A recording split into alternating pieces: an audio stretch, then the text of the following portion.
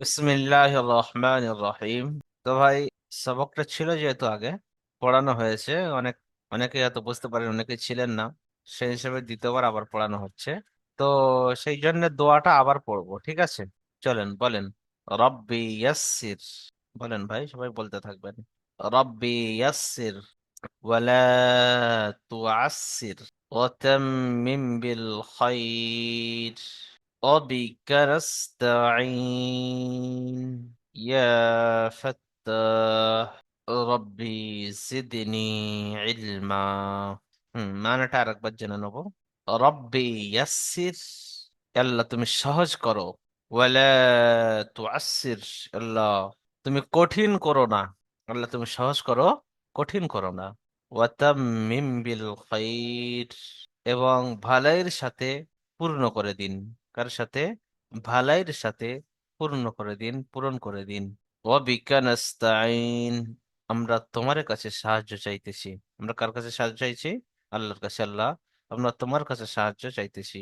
ইয়া Fattah, এ খুল্লাওয়ালা, রব্বি জিদনি ইলমা, তুমি আমাদের কি দাও? ইলম বাড়িয়ে দাও, ইলম বাড়িয়ে দাও। হে আল্লাহ, তুমি আমাদের ইলম বাড়িয়ে দাও। চলো না একবার পড়ে নি।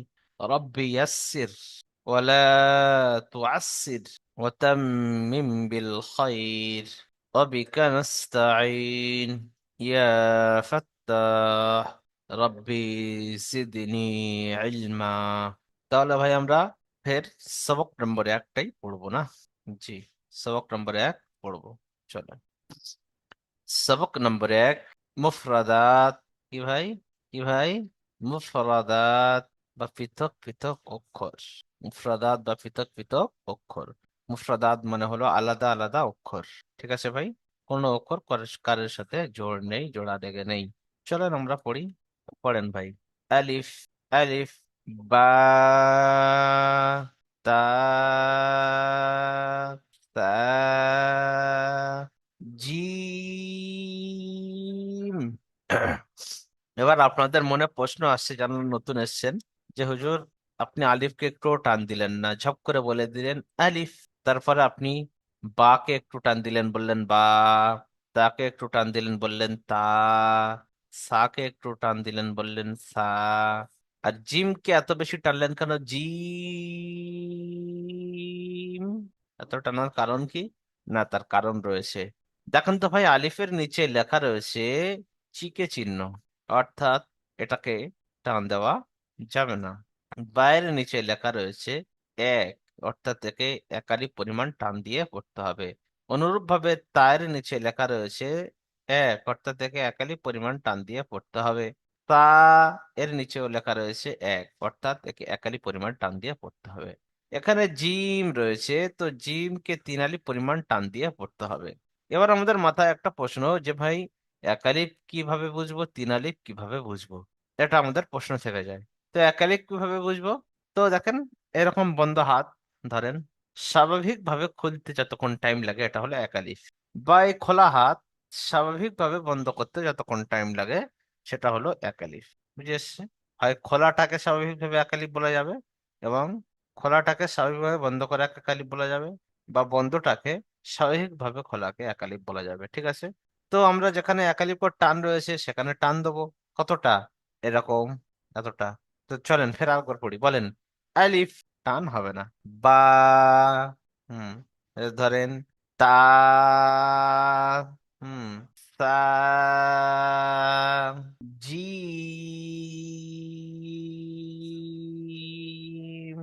এবার ভাই বুঝে এসছে না কেমন করে কি টান দিতে হবে? জি। চলেন নিচে আরো যাই, চলেন। হা, চলেন ভাই। খ,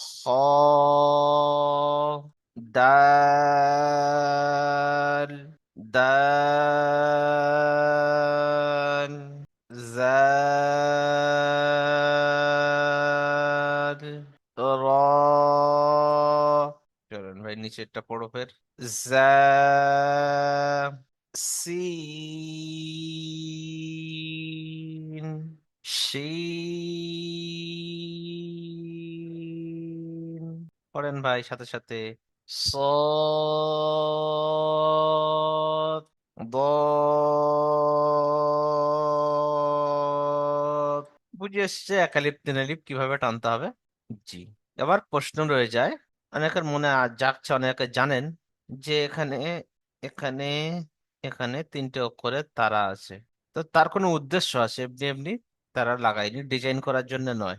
তার উদ্দেশ্য আছে। উদ্দেশ্য কি?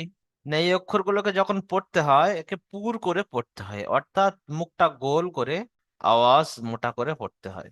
এই তিনটে অক্ষর যখন পড়তে হয় মুখটা গোল করে আওয়াজটা মোটা করে পড়তে হয়। বুঝে এসছে ভাই? মুখটা গোল করে আওয়াজ মোটা করে পড়তে হয়। একে পুর অক্ষর বলা হয়। কি অক্ষর বলা হয় ভাই?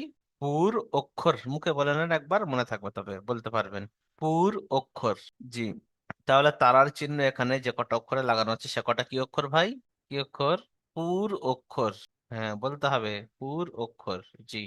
যেমন পড়বো স, সদ, হুম, বদ। মুখটা গোল করে আওয়াজ মোটা। চলেন আরো একবার আমরা দেখবো, এবার চলেন। স্যার পড়েন আমার সাথে, বলেন আলিফ, বা, তা, তা,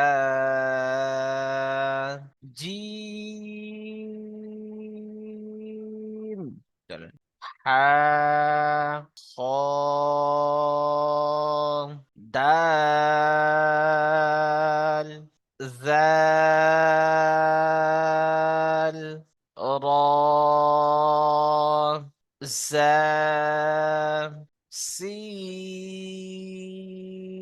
سين، شين، صاد، ضاد। চলেন ভাই, বুঝে এসছে। এবার আমরা আকার আকৃতির দিকটা একটু দেখবো। ঠিক আছে ভাই? সর্বফার্স্ট আমরা দেখি আলিফ। আমরা ইংলিশ থেকে এক চিনি, একটা সোজা দাঁড়িয়ে হলে এক বলা হয়। তো সেম আরবি থেকে আলিফের দেখতে পুরো একের মতো, ইংলিশ একের মতো সোজা একটা দাঁড়িয়ে আলিফ। বাটা কেমন দেখতে হবে? বাটা দেখতে হবে ঠিক একটা নৌকা তৈরি করেন, করার পরে নিচে একটা নোক্তা দিলে, নিচে একটা নোক্তা দিলে কি হবে ভাই? বা। দেখতে পাচ্ছেন? নিচের নোক্তাটা কেটে দেন, উপরে দুটো নোক্তা দেবো, হবে কি ভাই? তা। আচ্ছা, উপরে তিনটে নোক্তা দেবো, হবে ভাই কি? তা। চিনতে পারলাম ভাই? এখানে চারটে অক্ষর চেনা হয়ে গেল। ইংলিশতে একের মতো দেখতে হলে আলিফ, নৌকার মতো হয়ে নিচে একটা নোক্তা হলে বা, উপরে দুটো নোক্তা হলে তা, উপরে তিনটে নোক্তা হলে হয়ে যাবে সা। তাহলে কত চেনার সুবিধা। চলেন হাটা লিখবো। এটা লিখলাম না ভাই? এটা লিখে পেটে একটা নোক্তা দিলে হয়ে যাবে ভাই কি? কি ভাই? জিম। কিন্তু পেটের নোক্তাটা কেটে দেবো, কি হয়ে যাবে ভাই? হ্যাঁ। উপরে একটা নোক্তা লাগাবো আবার, কি হয়ে গেল ভাই? কি হয়ে গেল? হ। তিনটে অক্ষর চিনে নিলাম এখান থেকে। চলেন আরো আগে যাব। এই যে দেখতে এরকম বেকা মতো, এই টায়ার কাটার মতো বললে চলে। তো এটা দাল, এর উপরে একটা নোক্তা লাগালে হয়ে যাবে ভাই জাল। দেখতে পাচ্ছেন? তাহলে আমরা এই অক্ষর কটা চিনে নিলাম। চলেন ভাই, এটা দেখতে পাচ্ছেন কি? র। সেম এর উপরে থাকবে, এর উপরে একটা নোক্তা লাগিয়ে দিলে হয়ে যাবে কি ভাই? জা। কি হয়ে যাবে? জা। জি। বলবেন আমার সাথে সাথে বারবার, আমি যেরকম বলছি বারবার সেরকম, তাহলে সবকটা ক্লাসে হয়ে যাবে। দেখেন দাঁত দাঁত, কি ভাই? দাঁত দাঁত। আর তারপরে একটা এরকম বড় গোল আছে। তো এটা কি ভাই? সিন। এর উপরে দুটো নোক্তা লাগান, কি হয় দেখি? কি হবে ভাই? শিন। দুটোর মধ্যে পার্থক্য, এটা সিন, বিনা নোক্তাটা কি? সিন। আর নোক্তাটা হলে শিন। নোক্তা। বুঝতে পারছেন নোক্তা কার বলে? এই ফুটকিরি ফুটকিরি এগুলোকে নোক্তা বলা হয় এইসব। হ্যাঁ। অনেক ভাইয়া তো বলছে যে নোক্তাটা কি, চিনতে পারছি না। ওটাকে নোক্তা বলা হয়।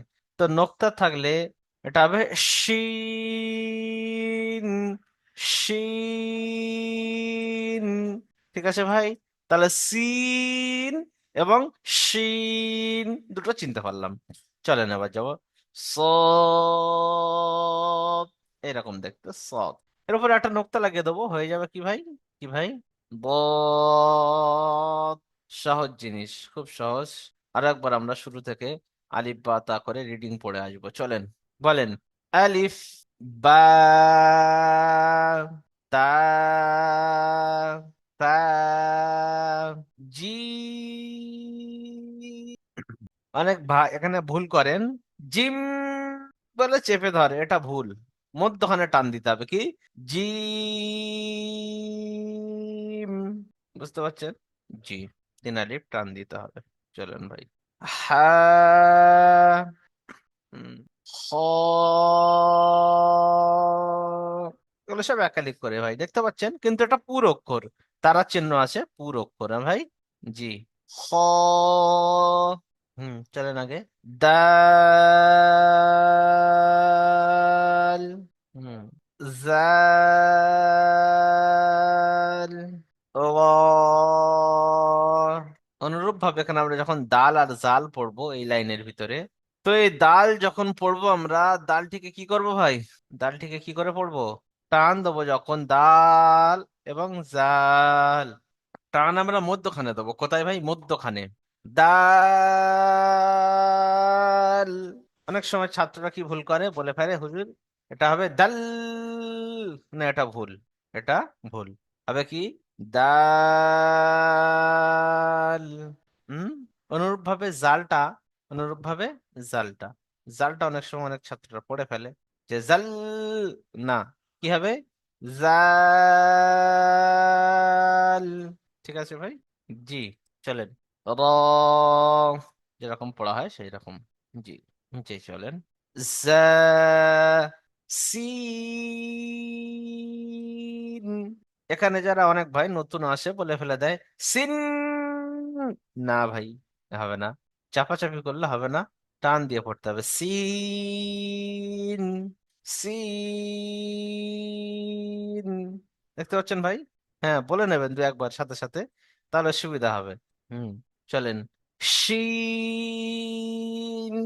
এখানে যদি আমরা অনেক হয়তো অনেকে পড়ে হয়তো ফেলবো আবার ভুল করে, কত হয়তো আগামী সবকে গিয়ে হয়তো আবার ভুল করে ফেলবো।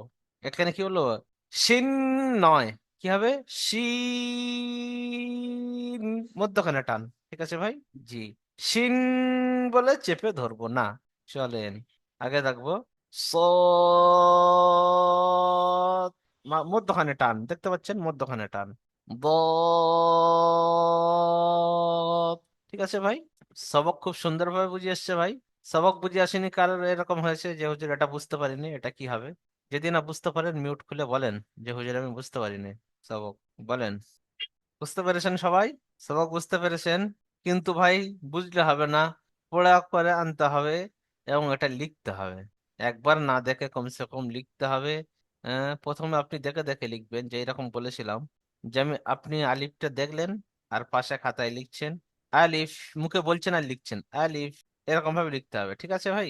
অনুরূপ ভাবে হয়তো আপনি বা লিখছেন, বাকে দেখলেন, দেখার পরে বলছেন, মুখে বলছেন বা, আর এদিকে হাত চলছে বা।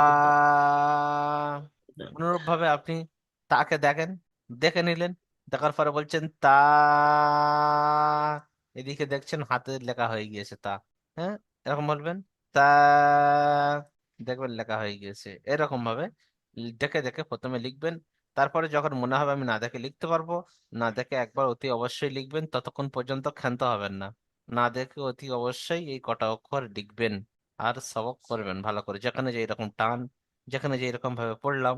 আশা করি আপনারা বুঝতে পেরেছেন।